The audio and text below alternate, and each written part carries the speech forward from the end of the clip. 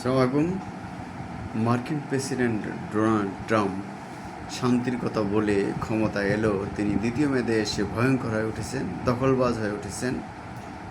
তিনি তার অনেকগুলো খায়েশের কথা ব্যক্ত করেছেন। তিনি ইরানের খার্ক দ্বীপ দখল করতে চান, তেল ক্ষেত্রের উপরে দখল প্রতিষ্ঠা করতে চান। তিনি এর আগে কিউবা আর প্রেসিডেন্ট এবং তার স্ত্রীকে ধরে নিয়ে বিচারের মুখোমুখি করেছেন। কিউবার তেল ক্ষেত্রের উপরে দখল প্রতিষ্ঠা করেছেন। এর আগেও তিনি ইউরোপের গ্রিনল্যান্ড দখল করতে চেয়েছিলেন। তিনি কিউবা দখল করতে চাচ্ছিলেন। তিনি মেক্সিকো দখল করতে চাচ্ছিলেন।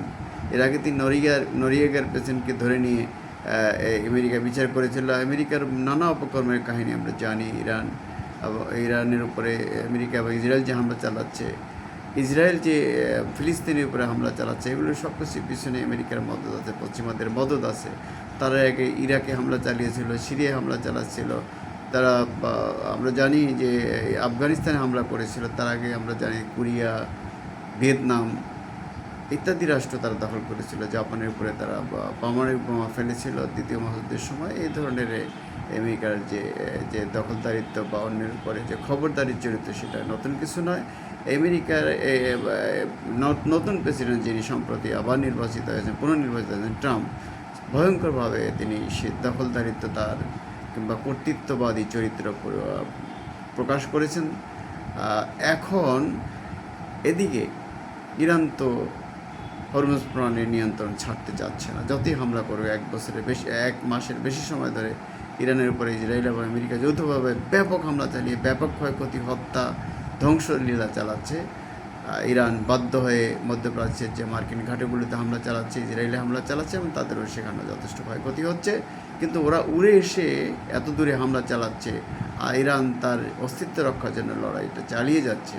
তো যাই হোক, ইরানের সমর্থনে তার প্রক্সি বাহিনীগুলো, লেবাননের হিজবুল্লাহ এবং ইরাকের যে বাহিনী আছে, সিরিয়া আছে, তারা কিন্তু ইরানের প্রতি সমর্থন জানিয়েছে এবং ইসরায়েলে বা মার্কিন স্বার্থে হামলা চালানোর কথা বলেছে। বিশেষ করে হুতিরা, যারা আগেও এই মুসলমানদের যে রাষ্ট্র ফিলিস্তিনিদের উপরে, জনগণের উপরে যে হামলাটা এরা 6 মাস আগে গত জুনে ইসরায়েল করেছিল, তার প্রতিবাদে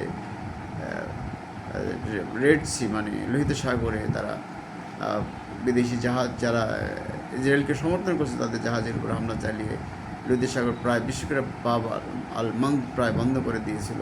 এবারে হুতিরা সেই হুমকি দিয়েছে, যেহেতু ইরানের উপরে এক মাসের বেশি সময় ধরে ব্যাপক হামলা চালিয়ে ইরানকে তছনছ করে দেওয়া হচ্ছে। তার তেল স্থাপনা, তেল দ্বীপ সব কিছু দখল করে নেওয়ার চেষ্টা করা হচ্ছে, ইরানকে দখল করে নেওয়ার চেষ্টা করা হচ্ছে। তার প্রতিবাদে এখন যদি সত্যি হুতিরা বাবার মান্দ প্রণালী বন্ধ করে দেয়, লোহিত সাগর বন্ধ করে দেয় বা এর উপরে হামলা চালায়, তাতে সুয়েজ খালও বন্ধ হয়ে যাবে। অর্থাৎ হরমুজ প্রণালীর মধ্য দিয়ে যে বিশ্বে 20% তেল বা গ্যাস রপ্তানি হয়, লোহিত সাগর বা বাল মান্দ প্রণালী দিয়ে যে মিশরের যে আরেকটা প্রণালী, নীল নদ এর মধ্য দিয়ে যে তেল সরবরাহ হয় বা চলাচল করে তেলবাহী জাহাজ, সেগুলোর উপরে হামলা হলে সেটা কী অবস্থাটা দাঁড়াবে আমরা জানি না। বিশ্বে এমনিতেই তেলের কারণে, গ্যাসের সংকটের কারণে ব্যাপক নৈরাজ্য তৈরি হয়েছে। বাংলাদেশ সহ গোটা বিশ্বেই তেলের যে সংকট তৈরি হয়েছে, বিশ্বে খাদ্যর যে সংকট, বিশেষ করে খাদ্যের মূল্যবৃদ্ধি ঘটেছে, ফলে সারা বিশ্বের মানুষই সাফার করছে।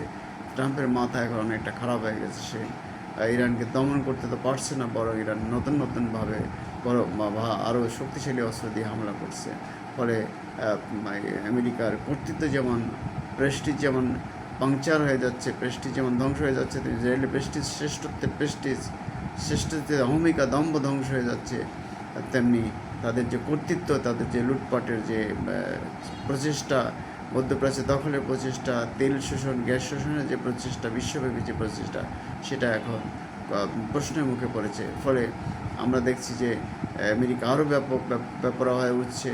তারা সেখানে নৌসেনা, বিমান সেনা, মেরিন সেনা, স্থলসেনা পাঠানোর চেষ্টা করছে মধ্যপ্রাচ্যে ইরানকে শায়েস্তা করার জন্য। কিন্তু ইরান এক ঐতিহ্যবাহী জাতি, আমরা জানি।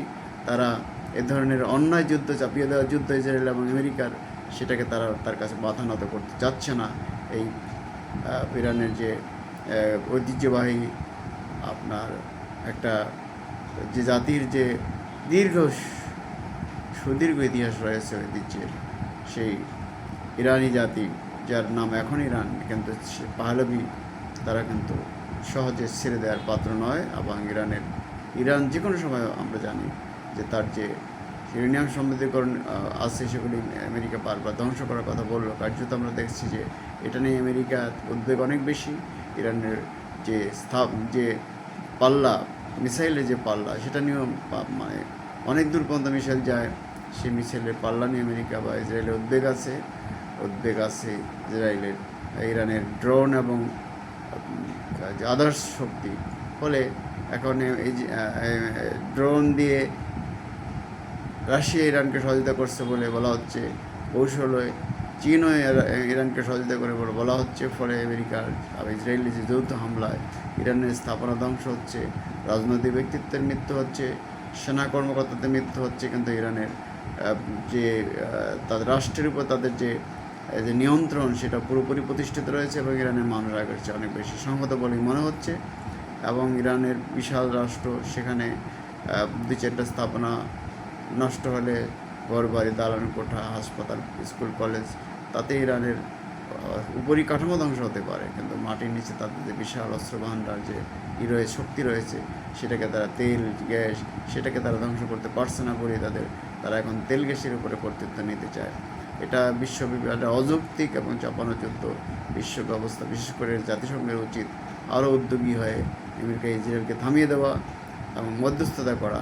পাকিস্তান যে মধ্যস্থতা করার চেষ্টা করছে, হয়তো আমেরিকা শেষ পর্যন্ত সেই রাস্তায় যাচ্ছে না, কারণ ইরান এই চাপিয়ে দেওয়া যুদ্ধ এবং শর্ত সাপেক্ষে যুদ্ধ বন্ধের যে নীতি, আমেরিকার যে দাবি, সেটা তারা মানতে চায় না। বরং ইরান তাদের উপরে যে ক্ষয়ক্ষতি চাপিয়ে দেওয়া হয়েছে, ক্ষতিপূরণ চাচ্ছে এবং তাদের উপরে যে সুদীর্ঘকালের যে নিষেধাজ্ঞার কারণে একটি সম্পদশালী রাষ্ট্রকে দরিদ্র রাষ্ট্রে সেখানকার মানুষকে কষ্ট দেওয়া হচ্ছে আমেরিকা ইসরায়েলের পক্ষ থেকে, সেটারও তারা সমাধান সুরাহা চাচ্ছে। অতএব যুদ্ধ বন্ধ হোক আমরা চাই, নতুন কোনো ক্ষয়ক্ষতি হোক, কারো রাষ্ট্রকে দখল করুক অন্যায়ভাবে, সেটা চলতে পারে না। এটা জাতিসংঘের এবং অন্যান্য সংস্থা উচিত, অন্য রাষ্ট্রগুলির উচিত এগুলো এগিয়ে আসা এবং মধ্যস্থতা করে ফয়সালা করা। বন্ধুরা, ডিবেট উইথ রানা এবং নিউ বাংলা টিভির পক্ষ থেকে আপনাদের স্বাগতম, শুভেচ্ছা। আমরা আবারও আপনাদের সাথে সামনে হাজির হবো আরেক নতুন বিষয় নিয়ে।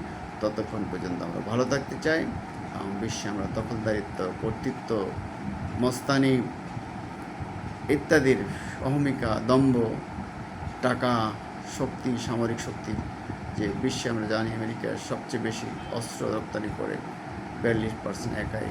আমেরিকায় সেই অস্ত্র রপ্তানি আরও বাড়াতে চায়, মধ্যপ্রাচ্যকে নিয়ন্ত্রণ করতে চায়, তেল গ্যাসের উপরে দখল প্রতিষ্ঠা করতে চায় এবং কোনো রাষ্ট্র তার প্রতিবাদ করুক সেটা তারা পছন্দ করে না, বিশেষ করে ইরান।